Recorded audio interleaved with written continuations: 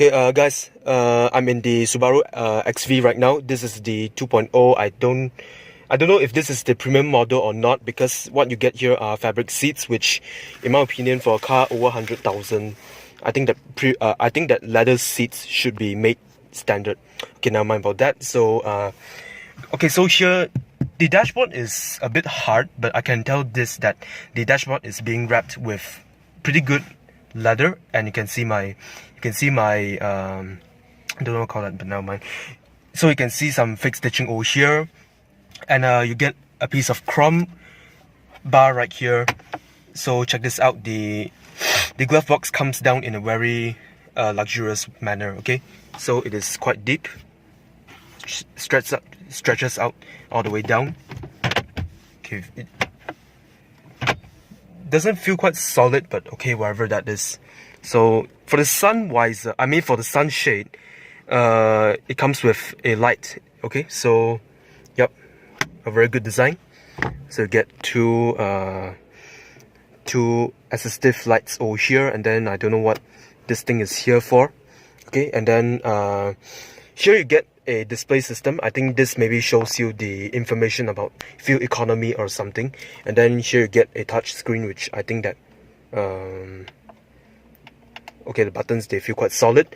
Here you have pretty good aircon vents. You see that you get a chrome lining over here. And do you realize that this part of the car, it actually looks like the Proton Iris? I am serious. Like, you just look at the way that they angle the aircon vent. You know, this cutting edge design. It just makes me think of my own car. Okay, and then here, the steering wheel, the shape right here, this chrome lining right here, it looks like the one in the Jaguar. Okay, and then you get the very beautiful blue Subaru logo right here. And for the meter side of things, right, you get two very beautiful chrome, very rounded chrome linings right there. Okay, and then you get dual zone aircon climate control, dual zone temperature control, and then your fan speed is in the middle. Okay, the buttons, they feel okay, acceptable. Okay, and for here you get your electronic parking brake, you get your hill ascent control, you get your X mode, which I don't know what is that, but for here you get manual mode for the CVT transmission.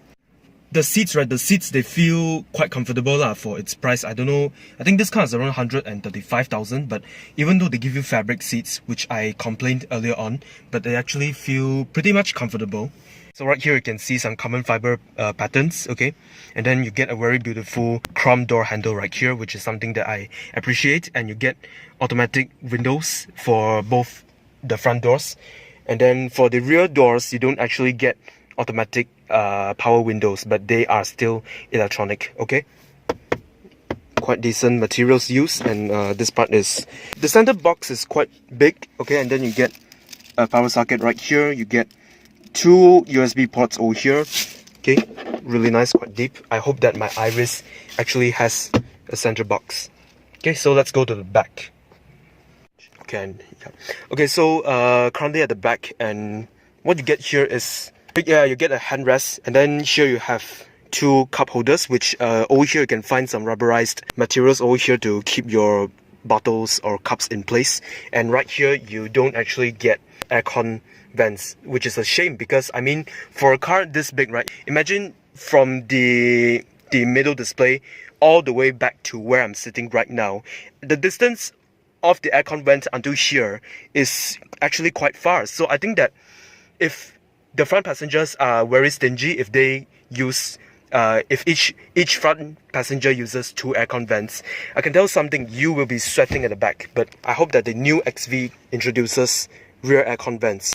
You get plasticky materials, okay, and then this part, the carbon fiber finishing is not smooth. It is a bit rough. You can feel the carbon fiber right here. The one in front, right, the carbon fiber finishing is smooth. Okay, and then here, as I mentioned, you don't get automatic windows. Okay, the plastics, they continue right here. Okay, let me on the, okay, the plastics, they continue right here at this section.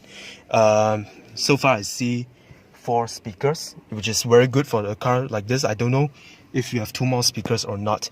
Okay, right here you get leather wrapping and you get some storage space down here, which I think that the storage space down here can be further improved, because like many people say, right, every car they should expand their door pockets all the way until here, not until here.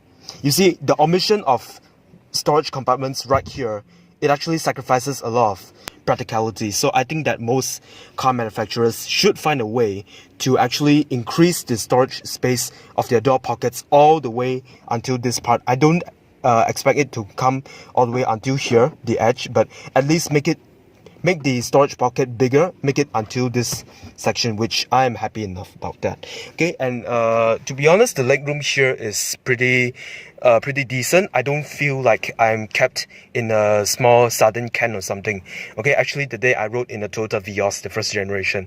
That car is a bit tight. Okay, I'll talk about the Vios in my next video, and here you get a very good storage pocket, which some cars they don't actually come with a storage pocket at the back of the front seat. Okay, what is this? Made in China. Never mind. Okay, and of course you get isofix mounts. You know, everything here it feels okay. Okay, one thing I gotta tell is that this part is fabric. Okay, yes, this part is fabric.